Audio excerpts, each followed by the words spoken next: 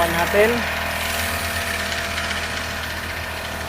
Tignan po natin kung gaano kalakas yung buga ng ating power sprayer.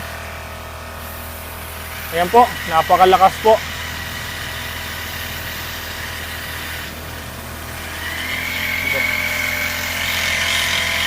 Saka napakadali pong gamitin ito.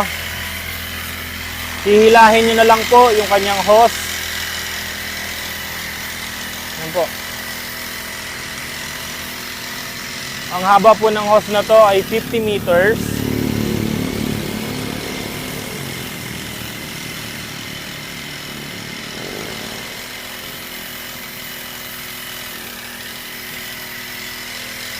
Napakagandang gamitin po nito.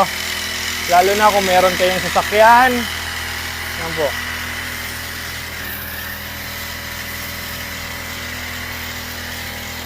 Saka po kung kayo ay nag-i-spray ng mga halaman. Ayan po.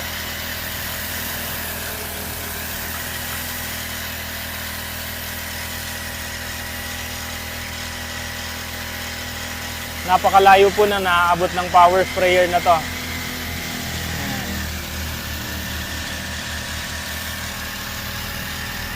Yan po, sa mga naghahanap ng portable power sprayer, ito po napakadaling gamitin. Ito po, ikutin mo na. Yan po, napakadaling sinupin ng ating hose.